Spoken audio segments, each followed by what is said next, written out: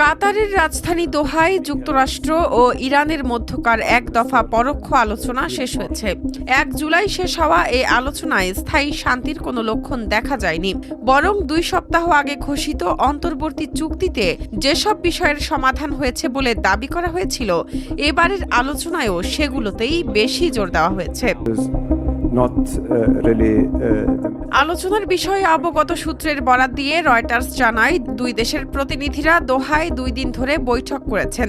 দুই পক্ষই মূলত প্রাথমিক চুক্তির দুটি গুরুত্বপূর্ণ বিষয়, হরমুজ প্রণালীতে জাহাজ চলাচল ও ইরানের আটকে থাকা তহবিল ছাড় করানো নিয়ে আলোচনা করেন। সামাজিক যোগাযোগ মাধ্যমে দেওয়া পোস্টে কাতারের পররাষ্ট্র মন্ত্রণালয়ের মুখপাত্র বলেছেন, গত জুনে যে সমঝোতা স্মারকের মাধ্যমে যুদ্ধ বন্ধ হয়েছিল, দোহা আলোচনায় সে বিষয়ে ইতিবাচক অগ্রগতি হয়েছে। সুইজারল্যান্ড শীর্ষ সম্মেলনের ফলাফলের ওপর ভিত্তি করেই এই আলোচনা এগিয়ে যাচ্ছে। তিনি আরও জানান, ইরানের প্রয়াত সর্বোচ্চ নেতা আয়াতুল্লাহ আলী খামেনির জানাজা দাফনের পর পরবর্তী বৈঠক অনুষ্ঠিত হবে। ৯ জুলাই তাকে দাফন করার কথা রয়েছে।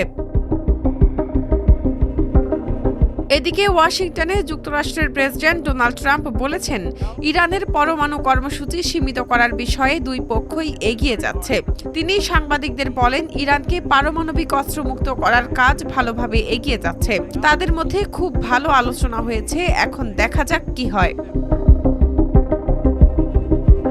তবে সূত্রগুলোর দাবি, এবারের আলোচনায় ওঠেনি পরমাণু কর্মসূচির বিষয়। যুক্তরাষ্ট্রের ভাইস প্রেসিডেন্ট জেডি ভ্যান্স জানিয়েছেন, পরমাণু ইস্যুটি পরে বিবেচনা করা হবে। সাংবাদিকদের তিনি বলেন, পরমাণু ইস্যু নিয়ে আমরা অবশ্যই চিন্তিত। আমরা এ বিষয়ে আলোচনা শুরু করতে যাচ্ছি। ইরানের প্রতিনিধি দলের নেতা ও উপ পররাষ্ট্রমন্ত্রী কাজিম গারিবাবাদি জানিয়েছেন, আলোচনা শেষ হয়েছে, তবে দুই পক্ষের মধ্যে কোনো মতবিরোধ দূর হয়েছে কিনা সে বিষয়ে কেউ কিছু জানায়নি।